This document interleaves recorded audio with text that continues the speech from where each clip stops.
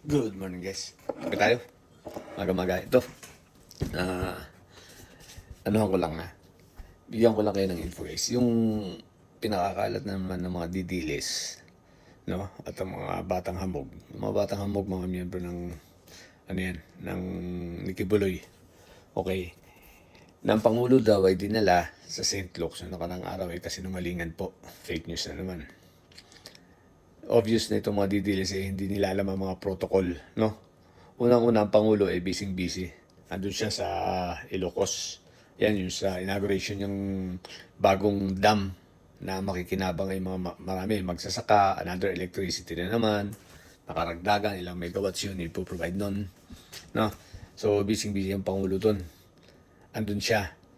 Yung pagpunta ng chopper from from Congress to St. Luke's, yan po, ito para sa kaalaman ng mga didilis na tanga, yan ay ginagawa taon-taon. Ang tawag dyan, dry run. Before yan sa SONA. So, nagda-dry run ang mga PSG. No? Yung chopper going from St. Luke's to from Bata sa Pambansa to St. Luke's. Dry run yan. Ginagawa talaga yun para bang kumbaga sa mga parang the same sa fire, 'di ba? Meron tayong tinatawag na nagda-dry run rin tayo, 'di ba? Sa earthquake, sa fire. So, ganun din 'yun. SOP 'yun. So, hindi po na hospital ang Pangulo. So, nga siya mga fake news na naman talaga, no? So, yun lang. Ito ang pangalawa. Ito tingnan.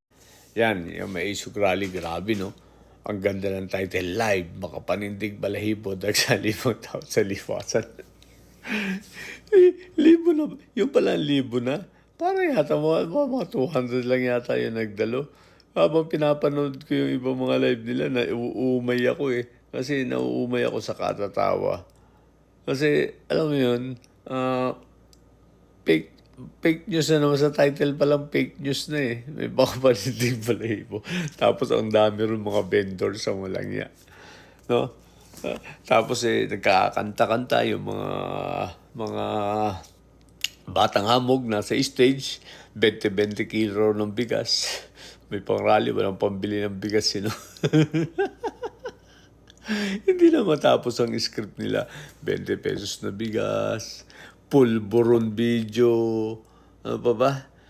Yun daw, isa raw na dahil lang kaya na-hospital siya, takot na takot sa pulburon video. Diyos ko, hanggang ngayon ba naman si Maharlika na nga, makukulong na, malapit na. Anyway, after ng vlog ko ito, mag-vlog ko part 2 nung kay Maharlika. So, para malaman nyo na, pati mga dokumento.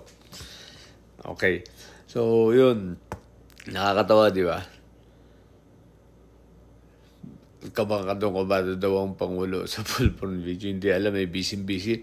After nga nung sa Sulvec, sa Ilocos, meron pa siyang inauguration naman ng bagong bukas na, what I call this? Drying machine sa Ilocos pa rin. So, yung mga magsasaka natin doon, hindi na sila magbibilad ng palay sa kalsada, kundi doon na, diretso na. Kahit basa yung palay niya, diretso na ron.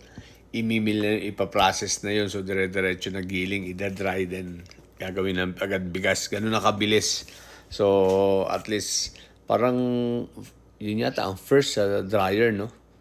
Yun yung mga pinangako ng Pangulo. Anyway, so maraming mga ganda nangyayari. Except dito, so katawa-tawa mga fake news. Diyos ko po, Rudy, kung yan ang people power ninyo, giyatay. Ang layo dun sa mga na-experience kong people power tsaka nung EDSA doon. Malayong malayo. Tsaka ito, mga nagsasalita sino yung mga comedy. Anyway, yun lang, mga walang kakwenta-kwenta itong mga bagay, itong mga fake news. Napiklas yung magandang umaga. Bye.